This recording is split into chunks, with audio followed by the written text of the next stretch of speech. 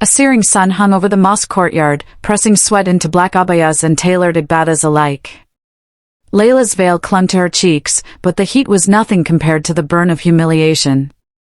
She stood behind strangers, gripping Malik's silver tasbih, her last tangible link to him, while the family recited prayers she herself had composed.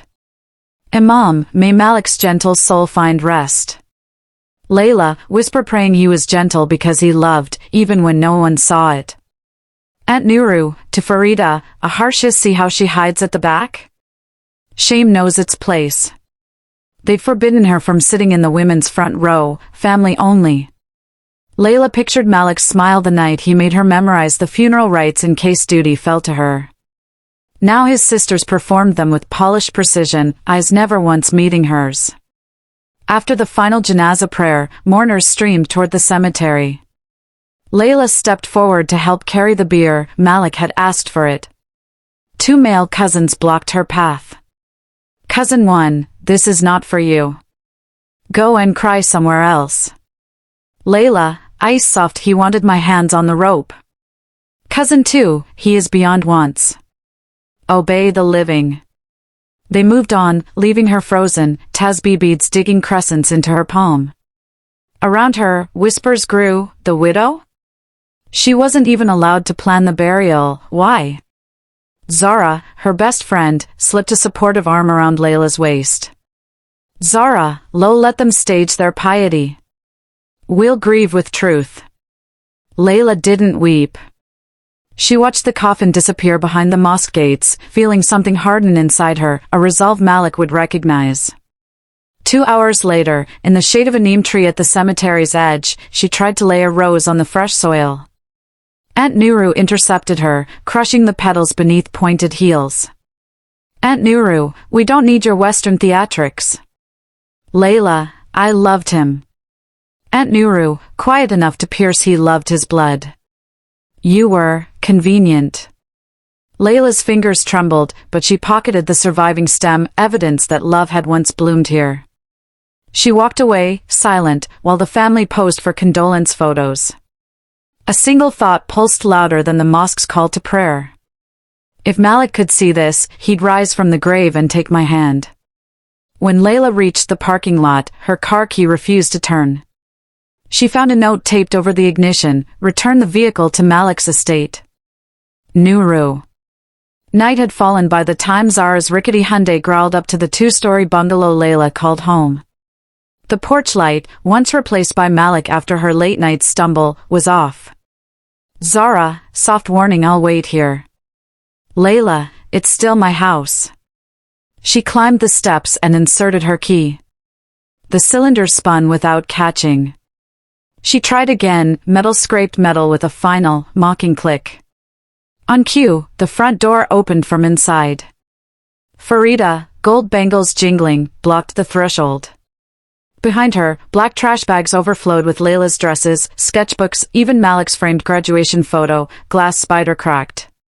Farida, smirk, "We've sorted your belongings for you." Layla, "Sorted? You dumped my life on the porch." Farida, "Be grateful.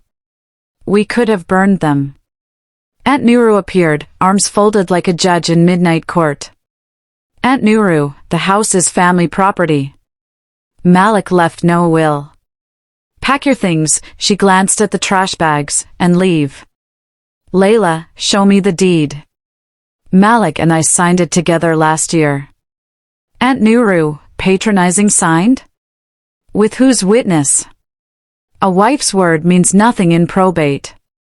Layla swallowed a storm. She spotted Malik's acoustic guitar, her wedding gift, half hidden behind the sofa. "Layla, edge of desperation, please. At least give me the guitar. He wrote our nikah song on it." Farida, hauling it away, "He wrote family songs on it. Sentimental value belongs to us." Layla felt her knees weaken. From the car, Zara called, "Layla, come." Thunder rumbled like cosmic commentary as Layla gathered the trash bags, plastic tearing, memories spilling onto wet concrete. When she reached Zara's passenger seat, she exhaled a vow into the rain-fogged windshield. They can lock the door, but they can't lock his love out of law. At midnight, scrolling aimlessly through Malik's old voice notes, she hit play on one she didn't remember receiving. If anything happens, talk to Mr. Idris. Only him. Morning light bled through Zara's curtains, tinting Layla's world in tired gold. She woke to 100 missed calls, unknown numbers. The family's rumor mill had spun overnight. Widow goes hysterical, breaks into house. Zara brewed mint tea. Zara, ready for round 2? Layla, rubbing temples. Round 2 needs a lawyer. Mr. Idris's office sat behind frosted glass on the 4th floor of an aging commercial block. Layla entered, clutching Malik's tasbih, and the voice note saved to her phone. Idris, salt and pepper beard, warm eyes, rose at once. Mr. Idris, he told me you'd come. Layla, voice cracking. He knew something would happen, didn't he? Mr. Idris, Malik planned for every kindness and every cruelty. He produced a sealed manila envelope stamped 3 months prior. Mr. Idris, his updated instructions. I was to hand them to you alone. Before she could open it, Idris's secretary knocked. Sir, Ms. Nuru Abiola downstairs. Insists on seeing you now. Idris ushered Layla into a side office and cracked the door. Layla listened. Aunt Nuru, fuming. Whatever Malik filed, it's void. He was misled, perhaps drugged by that woman. Mr. Idris, cool. Accusations require evidence. Aunt Nuru, evidence? She's barren. He would never leave progeny without provision. Mr. Idris, his will speaks louder than biology. Layla's heart hammered. She pictured Malik signing documents while she sketched roses beside him, oblivious. Nuru's voice sharpened. Produce the will, or you'll face our solicitors. Idris responded with calm steel. Madam, court will reconvene in 2 days. I suggest you prepare your own house. When the footsteps faded, Layla stepped out. Idris handed her the envelope at last. Mr. Idris, soft. Open it when you're ready, but no, you were always more than enough. Layla pressed the envelope to her chest. Outside, Zara texted, You okay? The reply came easy, not yet, but getting there.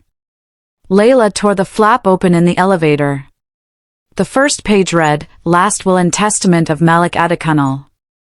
The second page was a handwritten letter beginning, My dearest Layla, forgive me for preparing for war while we were dreaming of peace. That night, Layla sat cross-legged on Zara's living room rug, ringed by lamplight and legal papers. Rain whispered on aluminum roofing, Lagos's lullaby. She read Malik's letter aloud, voice shaking. Malik, letter. I know my family. They love tradition more than truth. If they ever push you aside, present this will. And remember, you hold all the keys, even the ones they don't know exist. Included was a small USB drive labeled in Malik's tidy script, play only when necessary. Zara, leaning in, he foresaw everything. Layla, lips trembling between fear and wonder. He hid it to protect them, or protect me. She plugged the drive into Zara's laptop. A single audio file, familymeeting.m4a. Layla clicked it. Malik's voice filled the room, calm yet resonant. Malik, recording Aunt Nuru, Farida, listen. Layla is my wife by law and faith. Any attempt to challenge that will shame us all. Aunt Nuru, recording, scoffing, you forget who nurtured you. Malik, I remember exactly who nurtured me, and I marry someone who nurtures me now. Zara slammed the spacebar, eyes wide. Zara, this is gold. Proof of their awareness, premeditation, everything. Layla, but do I weaponize Malik's private plea? He never wanted public drama. Zara, sometimes justice is drama. Layla remembered Nuru's stilettos grinding her rose. She reopened the file and listened again, tears finally sliding free. Suddenly, lightning flashed, router lights blinked, and the power cut. Darkness swallowed their courage.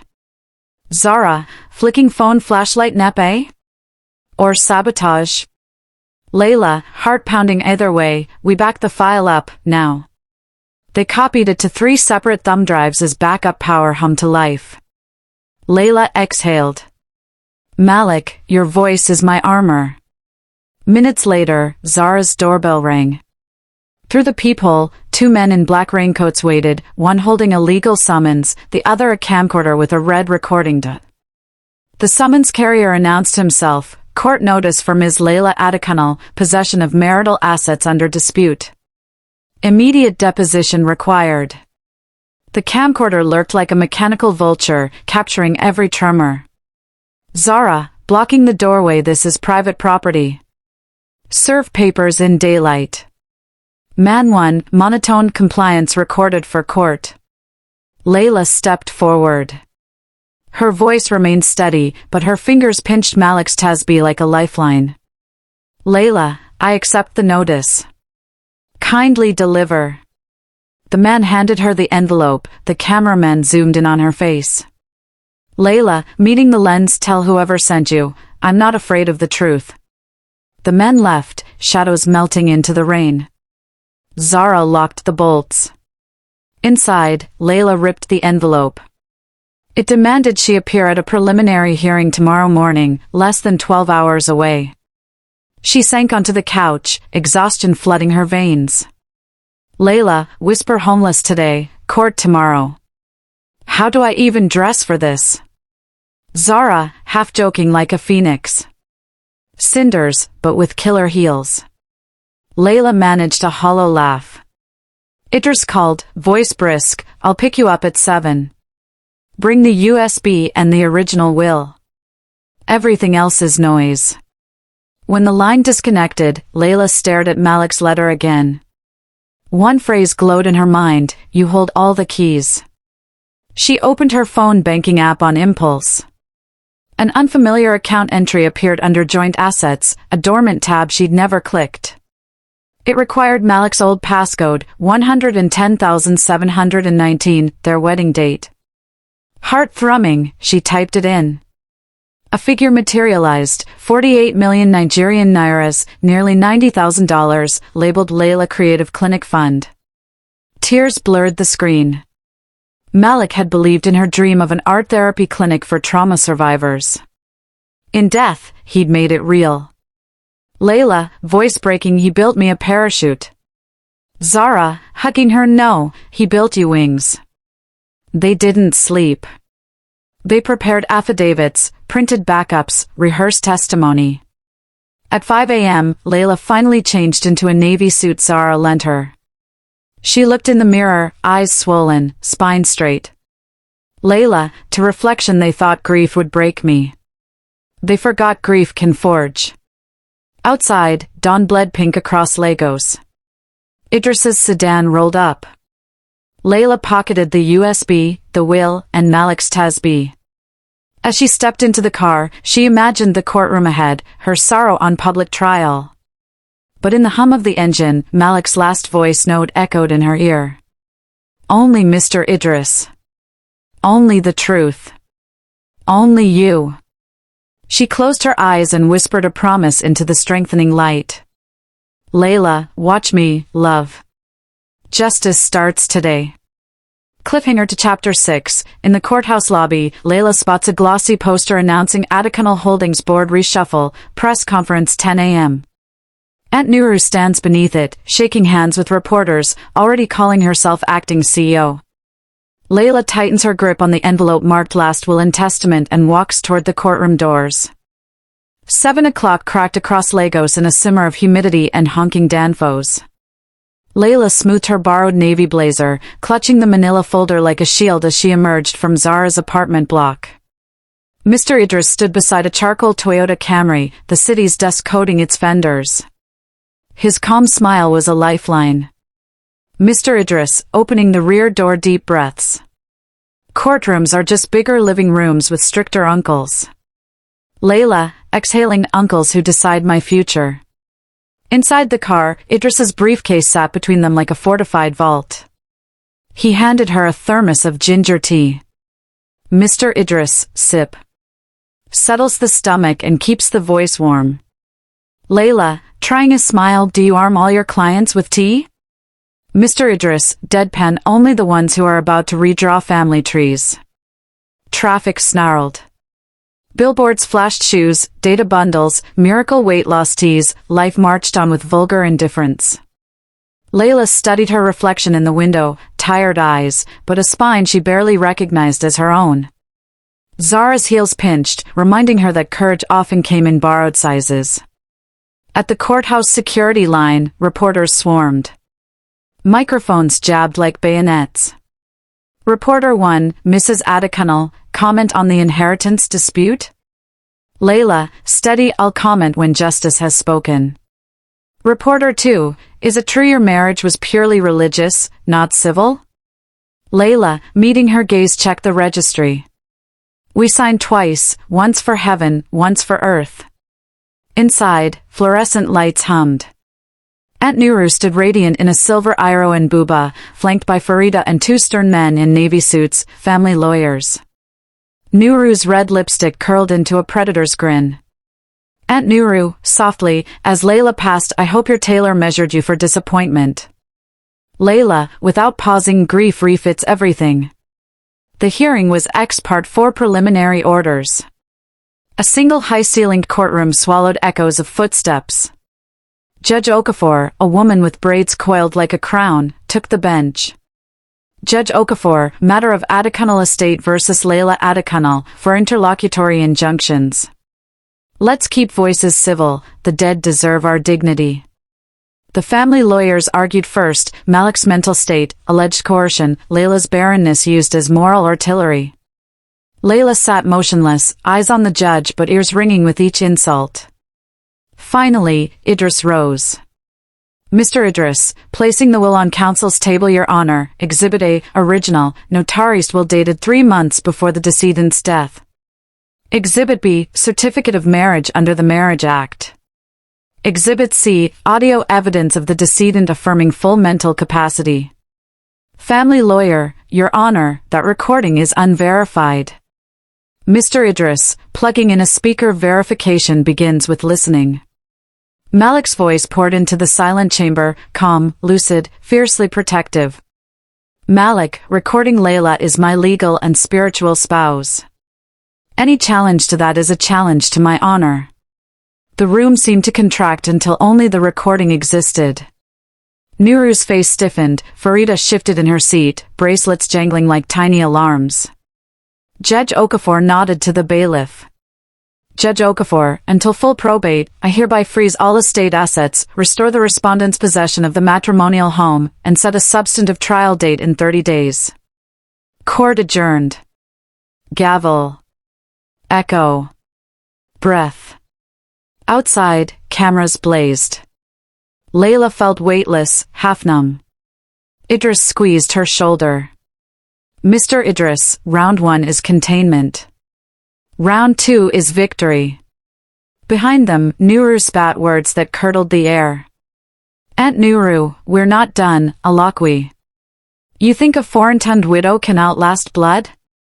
Layla, turning, voice quiet but lethal, blood is inherited, love is chosen. Malik chose me. Nuru's earrings trembled. Somewhere in Layla's chest a flame caught, small but bright. An unfamiliar ringtone trilled in Layla's bag, Malik's old business phone she kept powered off. The screen flashed an encrypted message, if you're reading this, you've unlocked level 2. Go to the clinic plot. M. That afternoon, back at Zara's apartment, Layla spread the notarized will across the coffee table. Dust-moted sunlight slanted through the curtains like divine highlighter. Zara hovered with highlighters of her own. Zara, shall we translate legalese into human? Layla, nodding please. My brain's fried. They inched through clauses, the house, bank accounts, 60% of Adekunal Holdings voting shares, the mysterious clinic fund. Layla tried to absorb numbers that felt like science fiction. Layla, whispering he knew they'd question my worth. He quantified it. Zara, eyes shining, he didn't measure you, he magnified you. Halfway down page 5 lay a bolded section, Contingent Trust, the Phoenix Fund. Funds accessible only if the estate faced litigation. The stipulated trustee? Layla Mensa Adekunle.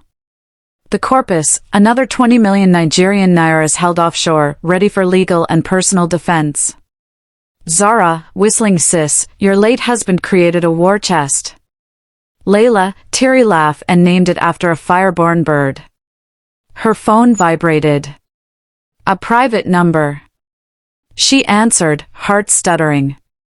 Voice, deep, courteous Mrs. Adekunle, my condolences. I'm Gabriel Oakley, head of private banking at Sunshine Bank. Per Mr. Malik's instructions, I'm to escort you to a safety deposit box whenever you're ready. Layla, mind racing tomorrow. First light. After the call, she sagged. Layla, Zara, I'm living a scavenger hunt scripted by a ghost. Zara, hugging her, not a ghost. A guardian. They spent hours scanning, photocopying, cloud backing every document. Each clause felt like Malik reaching through time. I anticipated their cruelty, I armed your courage. Evening crept in. Zara dozed off, neon TV glow flickering across her face. Layla padded to the balcony with Malik's tasbih. Street sounds, hawkers, distant Afrobeat, generators firing up, formed a sorrow-tinged lullaby. She counted beads, praying in broken whispers for strength, for clarity, for the soul who had loved her so thoroughly in life that he choreographed her survival in death. Thunder rumbled. A courier bike screeched to a stop below, flashing hazard lights. The rider shouted up, delivery for Mrs. Layla Adekunle, urgent and confidential. When she collected the parcel, she found a plain envelope containing a single Polaroid of Malik standing before an empty plot of land, holding a sign that read, "Imagine your clinic here." On the back, coordinates and lockbox code, 714 Malik. 2 days later, dawn painted the city blush gold as Layla and Idris arrived at 17 Badejo Avenue, the matrimonial home. A court-appointed bailiff waited, injunction in hand. Police cruisers idled, lights silent but undeniable. Neighbors peeked from curtains as if tuning into a live-action soap. Nuru burst from the doorway, silk wrapper flapping. Aunt Nuru, indignant, you can't invade my privacy. Bailiff, calm court order. You have 48 hours to vacate. Assistance available for packing. Farida appeared behind her, mascara streaking. Farida, pleading to Layla, we're still family. Let's talk. Layla, steady, we had a chance to talk, on my porch, remember? They filed past her. Layla stepped into her own foyer, inhaling the scent of citrus wood polish undercut by stale incense. A wave of grief crushed, Malik bustling in the kitchen, teasing her paint-smudged cheeks. In the living room, black bags lay where she'd last seen them. She unknotted one, watercolors warped, canvases torn. Zara hissed through her teeth. Zara, barbaric. Layla, stroking a ruined canvas, they can't shred what's in my hands now. Upstairs, Nuru's clothes already filled the master wardrobe. Layla opened drawers methodically, filming each intrusion, evidence for court, fuel for future forgiveness. Under the bed she found Malik's guitar, strings loosened but intact. She hugged it, inhaling cedar and memory. Layla, soft promise we'll retune you soon. As movers boxed Nuru's belongings, Farida hovered. Farida, he promised to fund my daughter's school abroad. Layla, meeting her watery gaze, show me the document, Farida. If it's real, I'll honor it. Farida's shoulders slumped. Layla recognized in her the universal ache of women denied legitimacy. Grief forges, yes, but greed corrodes. She offered a tissue. Downstairs, Idris signed final forms. Neighbors filmed discreetly. The story had gone viral after Layla's midnight post about marital disenfranchisement. Hashtag sprouted, hashtag widow justice, hashtag Malik's will, hashtag Phoenix Fund. Every comment, encouragement, outrage, felt like protective feathers. As dusk bled in, Nuru was escorted off property, her glare feral. Aunt Nuru, leaning close, enjoy the house. Legacies crumble, blood survives. Layla, voice gentle, lethal blood without a beating heart is just spilled wine. Alone at last, Layla explored. In the smallest upstairs room she discovered fresh taupe walls, skylight, and an easel. On the easel, a half-finished portrait of her laughing, hair unbound. A sticky note in Malik's handwriting, "Your studio, first brushstroke of many." At the corner, a locked drawer hummed with electronic life, LED blinking green beside a biometric scanner keyed to her thumbprint. By morning, newspapers screamed, "Widow wins first round," blogs turned think pieces about inheritance patriarchy. At Adikanal Holdings headquarters, Aunt Nuru convened an emergency board meeting. Layla watched the live stream from the kitchen island, sipping papaya smoothie. Nuru, on screen, frosted composure. "My late brother's company must remain guided by family blood. The so-called widow lacks corporate experience." Board member, "The widow now controls 60% of voting shares." Nuru, voice silken steel pending contestation. "We propose suspending all dividend rights until legal clarity." Layla muted the tab, heart drumming. Zara flipped a skillet of plantain. "Zara, they're hemorrhaging PR goodwill. Investors hate drama." Layla, determined, "Then let's give them narrative with numbers." She dialed Oakley, the private banker. "Layla, set up a press call at 2 p.m. I'll outline clinic plans funded through my majority dividends. Transparency is medicine." Noon, Layla and Idris swept into Sunshine Bank's marble atrium. Journalists buzzed like honey-addled bees. A podium awaited. Layla adjusted the mic, Malik's Tasbih wound around her wrist. "Layla, clear voice. My husband invested in people over profits. Today, I honor him by launching the Adikanal Arts and Healing Center, a trauma therapy clinic offering subsidized art and counseling services, especially for widows and abandoned women." Slides projected budgets, timelines, independent audits. Cameras flashed. Hashtags morphed, hashtag art is justice, hashtag clinic for hope. Stocks in Adikanal Holdings nudged upward, investors loved philanthropic gloss. Minutes after the conference, Nuru called, number blocked, message terse. "Aunt Nuru, voicemail. You weaponize pity. I weaponize truth. Malik's death wasn't as simple as you think." The line clicked. Ice slithered down Layla's spine. She replayed the voicemail, noting the double edge, threat or confession? Idris frowned. "Mr. Idris, we may need toxicology reports." His death certificate said cardiac arrest, no autopsy requested by family. "Layla, whisper he was healthy. He joked about outliving us all." A fissure of doubt split open. Could betrayal reach beyond property into mortality? Late that night, the biometric drawer in the studio finally unlocked under Layla's trembling thumb. Inside, a digital voice recorder, timestamped 3 days before Malik's death. She pressed play, and Malik's voice whispered, urgent and afraid, "Layla, if you hear this, something is wrong with my medication. I think someone's tampered with it." The voice recorder slipped from Layla's shaking hand, clattering on hardwood. Panic hugged her throat. Malik, recording, breathy. "I keep coughing blood, doctor says ulcers, but I taste metal. If I don't wake tomorrow, check batch B of my vitamins. Trust no one but Idris." Layla, whispering to the room, "Oh God, Malik." Zara burst in, eyes wide. "Zara, I heard something drop." "Layla, you're white as chalk." Layla, hoarse. "He feared poisoning." Idris arrived within the hour, summoned by tremulous call. They huddled in the dim studio. "Mr. Idris, grim, we exhume and test, but prepare, homicide allegations will detonate everything." Layla nodded, grief transmuting into resolve once more. She remembered Nuru's cryptic voicemail. Weaponized truth. Very well. The next morning, they visited Sunshine Bank's vault. Oakley escorted them to a gleaming steel box. Inside lay ledgers, title deeds to a riverside plot, and keycards to an online brokerage. Idris logged in on a tablet, a Swiss account valued at 92 million Nigerian nairas, labeled Layla Creative Clinic Expansion. Layla, dazed, he funded generations of healing.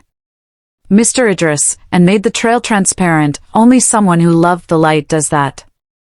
Yet among the documents, a thin spiral notebook with meticulous figures stood out.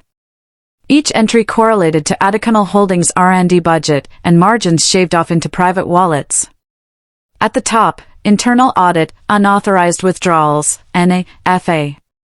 Zara, reading initials Nuru Abiola. Farida Ahmed. Layla, jaw-tightening. They weren't just greedy. They were siphoning. On the notebook's last page, Malik's crisp script, if anything happens, released to EFCC. Back home, Layla drafted an anonymous tip to the Economic and Financial Crimes Commission, attaching scanned evidence. Her finger hovered over send. She pictured the fallout: arrests, shattered reputations, more fire than even a Phoenix fund could contain. The doorbell rang, unexpected. Through the security monitor, Farida stood, mascara smeared, clutching a duffel bag. Layla opened the gate cautiously. Farida, voice ragged, I need help.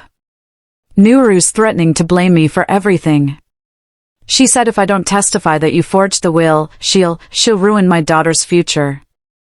Layla, quiet, searching. Did you alter Malik's medication? Farida, eyes widening, tears spilling. No. I'd never hurt him. I needed money. Nuru promised it was harmless bookkeeping. Layla sensed both guilt and terror. She beckoned her inside. Layla, first, food. Then the truth. All of it. They sat at the kitchen table with steaming jollof. Farida's confession poured: offshore accounts, shell companies, a doctor on Nuru's payroll who supplied stress vitamins to Malik. Layla recorded every word, the phone's red light blinking like a heartbeat. Farida, sobbing, I can testify, for immunity. Please protect my child. Layla's compassion warred with fury. Finally, she exhaled. Layla, tell the EFCC everything. In return, Phoenix Fund will cover your daughter's tuition, under one condition: you testify publicly. Farida nodded, relief and dread entwined. Later, Layla pressed send on the EFCC email, attaching Farida's fresh sworn statement. The moment the email whooshed away, the house's electricity cut. Her phone buzzed, a single text from an unknown number: you lit the match. Now burn with us. Headlights flooded the driveway as an SUV screeched to a halt, doors slamming, footsteps pounding toward her front door. Rain hammered the bungalow's windows like a fistful of gravel. Layla had barely finished feeding Farida a second helping of jollof when the power blinked out and SUV headlights carved harsh triangles across the sitting room curtains. Farida froze. Layla felt a chill she recognized, panic trying to dress itself as prudence. She shoved the sworn statement into her blazer pocket, grabbed her phone, and whispered. Layla, kitchen. There's a back exit. Go, quietly. Farida, shaking, she sent them. I know it. Layla, then we give them no theater tonight. Boots pounded the veranda. Two men in black polo shirts kicked the door. The reinforced lock held, but the frame shuddered. A third man, a driver, scanned the street for witnesses. Layla tapped the silent alarm icon Malik had installed long ago. Somewhere a security firm's switchboard lit up, but minutes could feel like centuries. The men rammed again, crack. Wood splintered. Layla slid behind the piano, her heart loud in her ears. One intruder shouted. Intruder, Mrs. Adikanal, property retrieval only. No police. So they expected compliance, not carnage. She darted to the hallway closet, clutching Malik's old camcorder, its red rec light piercing the dark. The door finally caved, figures flooded in, flashlights arcing. Layla filmed silently, the lens steady while her hands trembled. Footsteps thundered upstairs toward the biometric studio, a grunt of frustration followed, the lock refused them. From the kitchen, a pan clanged. Farida had bumped something. A thud rushed that way. Layla's lungs seized. Without thinking, she stepped into the open foyer and flicked on the camcorder's spotlight. Layla, voice firm, echoing smile. "You're on global livestream." She wasn't, but they didn't know that. Startled, the leader raised a baton. Sirens hooped outside. The cavalry had made Lagos traffic their ally for once. Blue and red flashes backlit the drywall dust. The intruders scattered. One dove through the broken door, ears ringing with police shouts. In the confusion, Farida staggered out, clutching her duffel and a frying pan like a medieval shield. Police sergeant, entering, dropped the weapon. Layla, hands high, "Come where the victims, officer. Check the security feed and the camera." Within 20 minutes, the men were cuffed in the rain. A police drone of questions filled the house. Layla gave her statement. Farida echoed, trembling but precise. When silence finally returned, Farida collapsed onto the sofa, sobs shaking her shoulders. "Farida, horse, they told me we deserved more. We were his blood."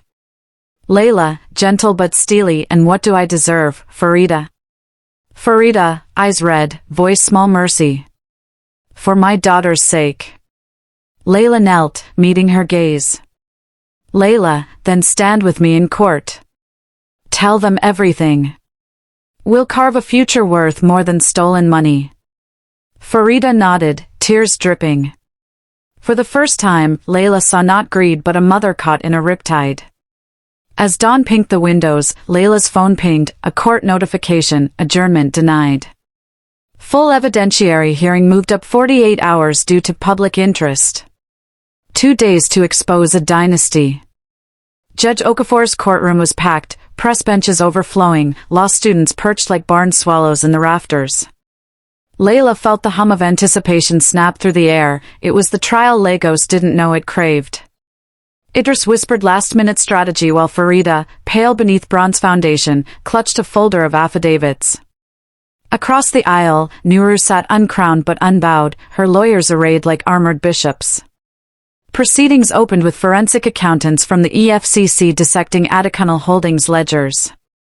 Accountant, projecting spreadsheets, Nigerian naira 117 million diverted over 6 years to shell entities Zena Enterprises and Cora Consults. Beneficiaries, Ms. Nuru Abiola and Ms. Farida Ahmed. Gasps rippled.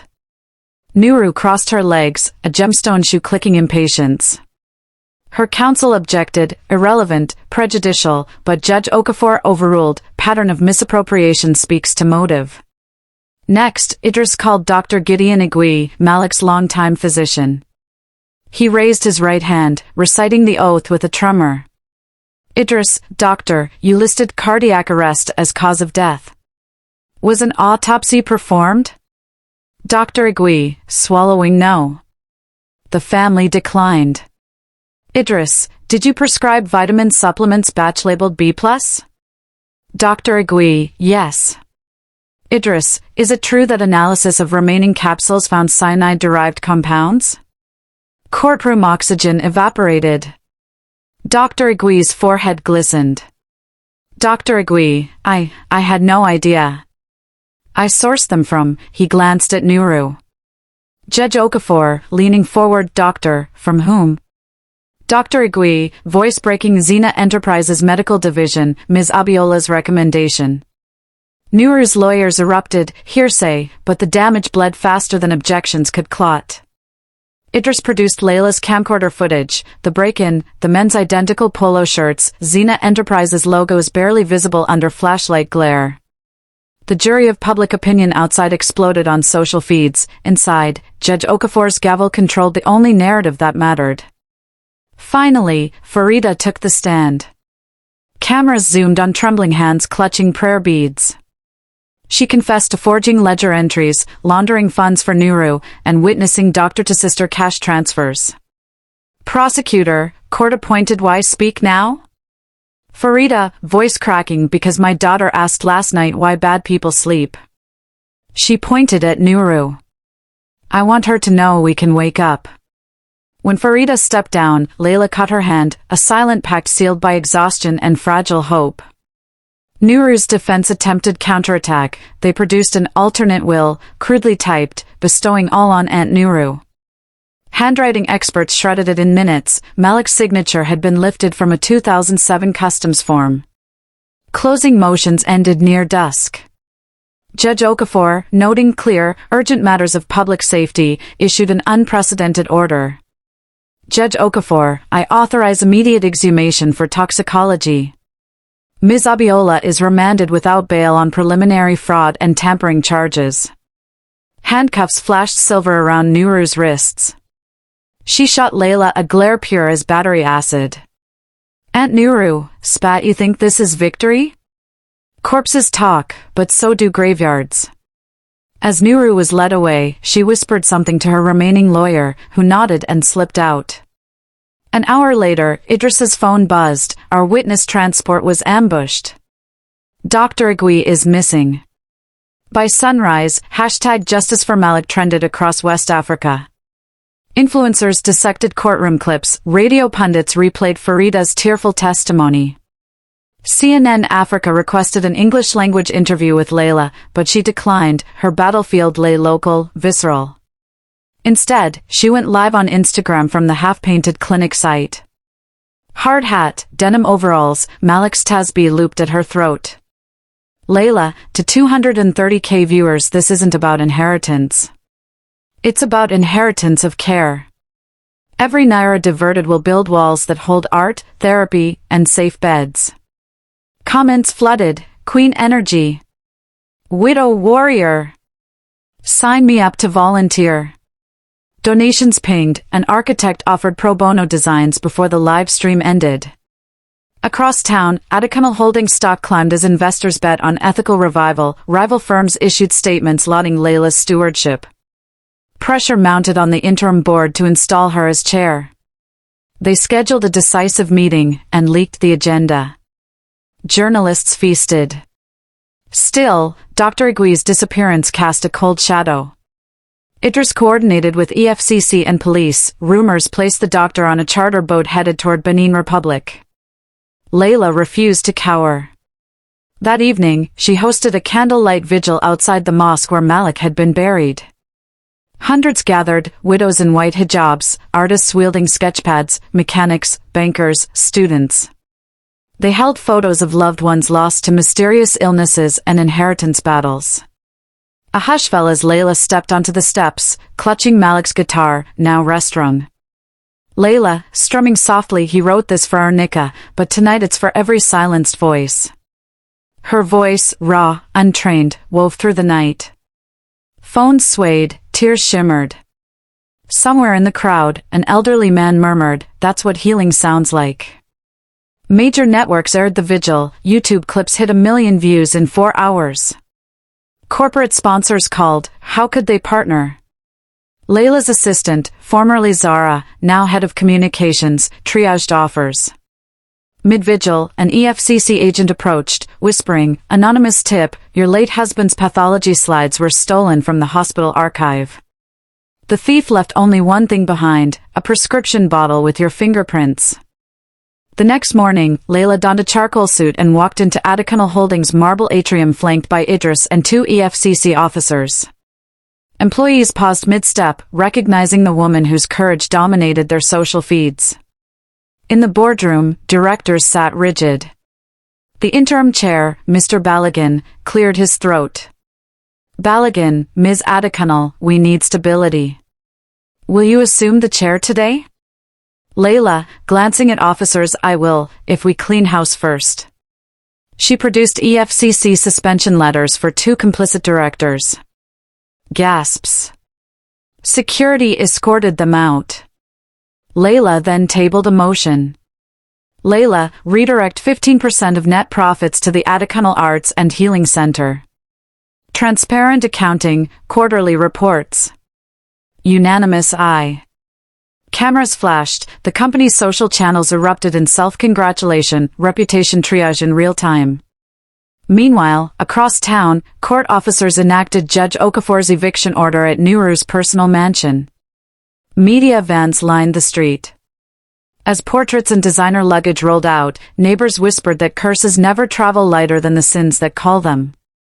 Back at headquarters, Layla entered Malik's old office, mahogany desk still dented where his coffee mug once lived. She closed her eyes, inhaled the faint ghost of his cologne, and whispered, "Layla, we're steering your ship away from storms, love."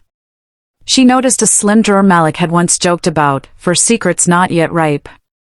Inside, an envelope marked "If boardroom wars ensue." It contained a single USB and a post-it, "Play during emergency." Before she could plug it in, Zara texted, "Pathology results back. Meet at the bungalow, urgent." Layla left, heartbeat staccato. At home, she found EFCC agents dusting the study for prints. The fraudulent pill bottle sat in an evidence bag. "Agent, bottle is clean except yours and Malik's." Someone wore gloves. Idris arrived, laptop open. The toxicology lab had emailed preliminary exhumation findings, cyanogenic compounds in bone marrow. Murder confirmed. Layla, quiet fury, find Dr. Agui. Detain every logistics company linked to Xena Enterprises. If this took a village, let the village stand trial. Thunder rattled the windows as a courier delivered an unmarked package. Inside, the missing pathology slides, and a burner phone. It lit up with one message, "Midnight. Victoria Island Fishport. Come alone if you want the doctor alive." The studio smelled of wet earth and turpentine. Rainwater drummed the roof while Layla paced, thumb stroking Malik's tasbih. Midnight rendezvous invitations from kidnappers rarely ended in happily ever after, yet every instinct screamed she couldn't ignore the text. She powered on the USB from Malik's secret drawer. A video opened, Malik seated at his desk, eyes clear, tone grave. "Malik, recording if this is playing, corporate intrigue got bloody. Nuru isn't patient. She leverages fear. Remember what we said on our honeymoon? Courage is fear that said its prayers." He leaned closer. Inside the desk safe is a contract with ONYX Maritime Security, retained for personal protection. Their commander owes me 2 favors. Call him, code phrase brushstrokes against bullets. Let them shadow you. Layla's breath caught. Malik had woven safety nets into every corner of their life. She opened the wall safe, retrieved the contract, and dialed the number. Voice, crisp, British-Nigerian cadence ONYX Ops. Layla, brushstrokes against bullets. Voice, copy. Asset verified. Sending 2 operatives within the hour. Relief mingled with dread. She prepped, tucked the tasbih into her pocket, slid Farida's ledger photocopies into a waterproof folder, strapped Malik's acoustic guitar across her back, oddly comforting armor. Before leaving, she paused at the easel. The half-finished portrait of her own laughing face waited for completion. Layla uncapped a tube of crimson, added soft strokes, joy edging into resilience. She signed L&M, Eternity in paint. Layla, to the portrait hold the fort. The security lights outside flared as 2 plainclothes ONYX agents arrived, earpieces gleaming. They outfitted her with a discreet mic, stationed one in a secondary car, the other in the shadows of the SUV's 3rd row. Victoria Island Fishport smelled of brine and diesel. Sodium lamps flickered, painting the quay sickly orange. Midnight waves slapped hulls, gulls shrieked insomnia. Layla stepped onto slick planks, ONYX shadows flanking unseen. A single figure emerged from behind a shipping container, Dr. Agui, hands zip-tied, eyes frantic. Beside him stood Nuru's remaining lawyer, brandishing a pistol too large for his trembling grip. Lawyer, voice wavering, delete the EFCC tip. Hand over the Phoenix Fund access codes. Then he walks. Layla, cool, mic transmitting, you're aiming a gun yet you've already shot yourselves. Evidence is redundant. Lawyer, try me. Before he could blink, an ONYX operative swept his legs, disarmed him, the second cut Dr. Agui's ties. Sirens wailed, police units converged, summoned by ONYX's pre-alert. The lawyer collapsed, sobbing lawyerly apologies. Dr. Igwe clutched Layla's hands, tears slicing grime. Dr. Igwe, broken, they threatened my family. I never meant for death. Layla, steady truth will free your conscience, maybe even your sentence.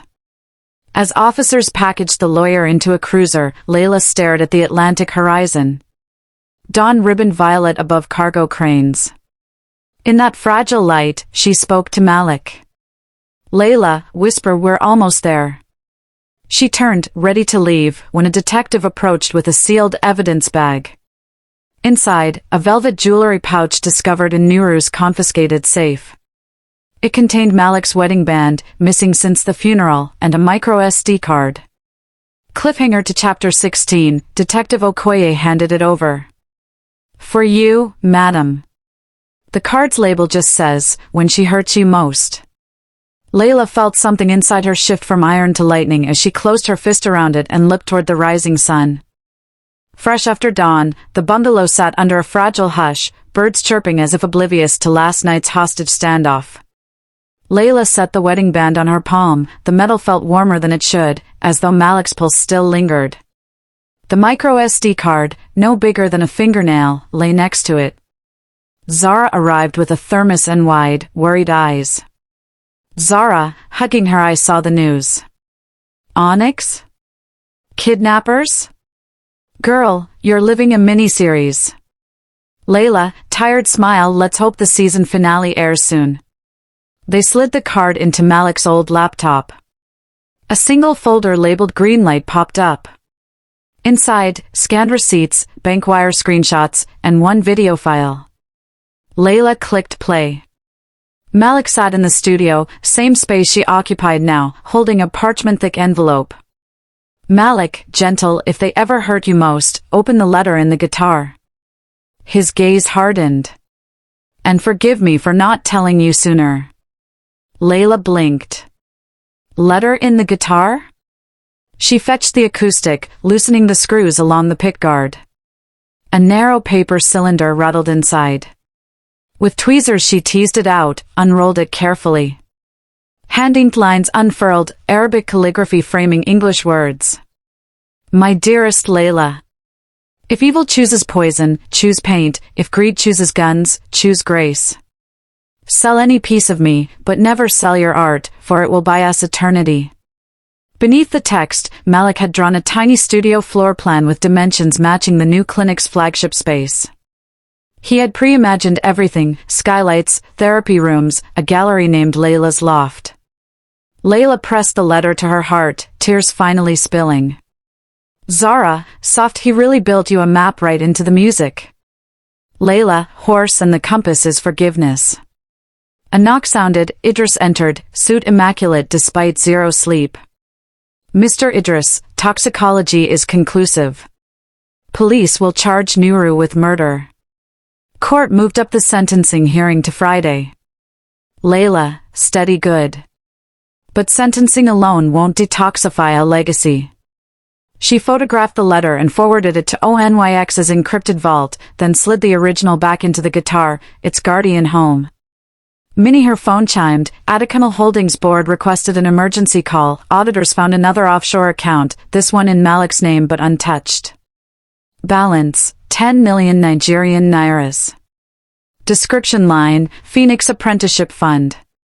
3 days later, courthouse steps thronged with cameras. Nuru, now gaunt, shuffled out in cuffs, flanked by stern officers. Judge Okafor had denied bail again, citing flight risk. Dr. Igwe, cooperative, was placed under protective custody. Layla didn't attend, she stood at the half-constructed clinic, steel girders rising like ribs of a new organism. Hard hat crews paused as she spoke. Layla, projecting starting today, every woman who paints her pain here will be paid a stipend from the Phoenix Apprenticeship Fund. Grief should never mean poverty. Applause echoed against concrete. Journalists streamed it live, hashtags morphed into hashtag painterize and hashtag pennies to Phoenix. Inside the temporary office trailer, a volunteer coordinator introduced applicants, women from shelters, widows, even girls from the juvenile center. Layla interviewed each personally. One teenager, Kosi, refused to speak, clutching charcoal sketches of night terrors. Layla, gently, art can grow a new language in your throat. Are you ready to learn? Kosi, whisper yes. The single syllable carried a lifetime. Layla enrolled her on the spot, scheduling the first workshop for Monday. Meanwhile, Idris emailed court documents. With Nuru indicted, her Adikanal shares were frozen, elevating Layla to 75% voting control. She could reshape the company in Malik's image, or sell it. Board members awaited her decision, nerves fraying. Layla called a press meeting. Cameras clicked as she strode to the podium. Layla, effective immediately, Adikanal Holdings will become a public benefit corporation. 50% of annual net profit funds community art clinics across Nigeria. Shares previously holding blood ties will now hold purpose ties. Financial analysts gasped, charitable conversion of a billion naira company? Bold or reckless? Stock volatility spiked, but public sentiment soared. Within hours, global CSR funds expressed interest. By market close, the valuation had dipped only 2% before rallying. Idris beamed. Mr. Idris, Malik wanted impact. You just launched an empire of it. Mini a courier delivered a thick ledger, the final forensic audit of Xena Enterprises. On the last page, a line of red ink, anonymous investor, L. Layla stared. Had she inadvertently funded her own enemies? Renovations transformed the bungalow. Contractors tore out the stained carpet, replacing it with warm teak planks. Walls once dulled by grief now shimmered eggshell white, awaiting art created in the studio upstairs. Layla wandered room to room, supervising. In the foyer, she installed a mosaic using broken dinner plates, shredded court papers, and fragments of the trashed canvases. Each jagged shard formed a phoenix rising. Symbolism everywhere. Zara carried in boxes labeled Community Library. Zara, donations from your livestream fans, books in 5 languages. Layla, shelves line that wall. Everyone who walks in should take knowledge with them. They opened the biometric studio. The portrait of Layla was finished. ONYX operative Ada, a moonlighting portraitist, had completed Malik's brushstrokes under Layla's direction. The painting depicted Layla surrounded by climbing lilies, flowers symbolizing rebirth in Yoruba folklore. Ada, blushing, I merely followed the map Mr. Malik left in his sketches. Layla, eyes shining, he'd thank you.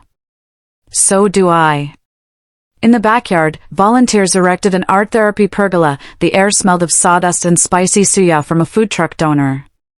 Kosi stood nearby, chalking patterns on a stepping stone path. Layla joined her, kneeling. Layla, soft, what's your design? Kosi, a door opening. 4. Escape. Layla, let's paint it gold, so the world knows it leads to somewhere precious.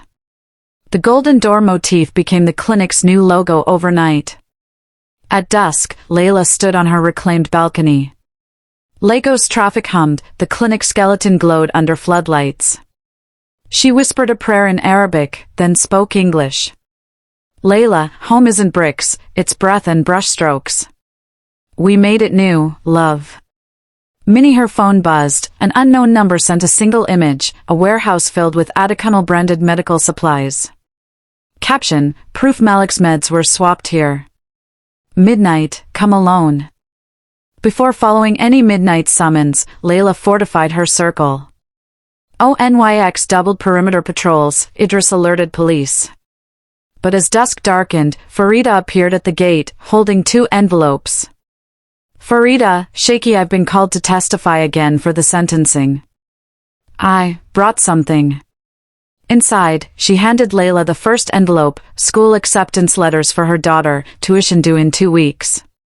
Farida, tears pooling, you promised help if I stayed truthful. Layla, nodding, the Phoenix Fund pays it today. Farida's relief turned sobbing. She produced the second envelope, old Polaroids, Malik and Nuru as children, laughing, inseparable. Farida, they once loved each other, before inheritance talks poisoned everything. I thought you should have these. Layla studied one photo, Malik, maybe 12, painting Nuru's face with festival chalk. The siblings' smiles looked indestructible. Empathy pricked her. Layla, quiet even villains have origin stories. Thank you.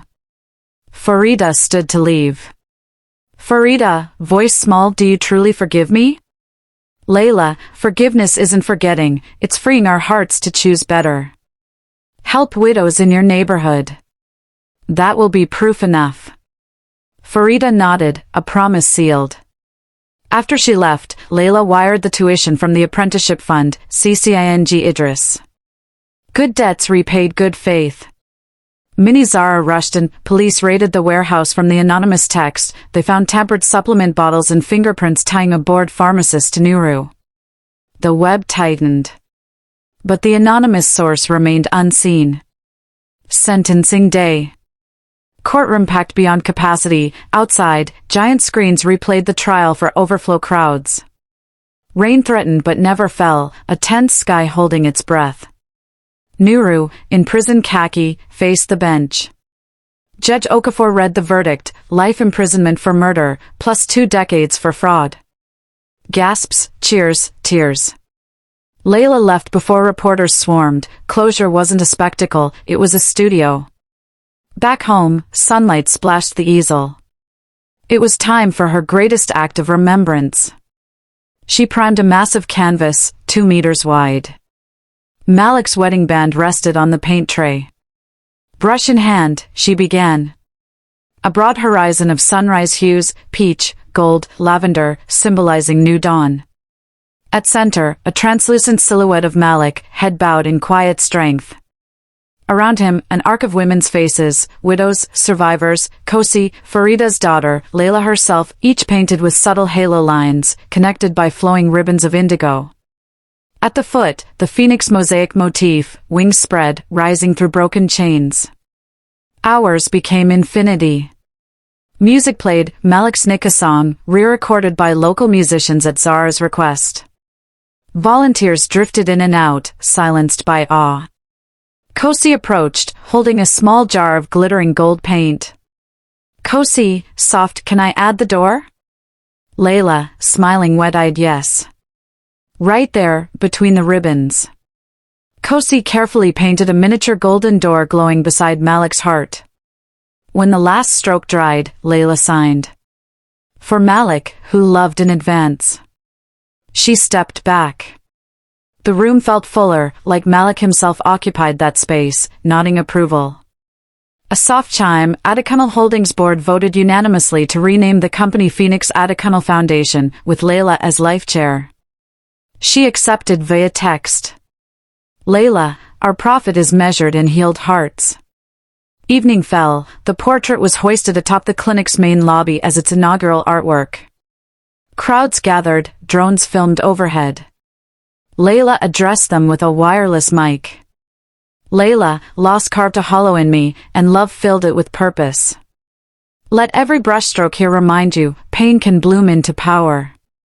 Cheers rose, raw, jubilant. Fireworks burst above Lagos Lagoon, blues and purples mirrored the portrait's palette.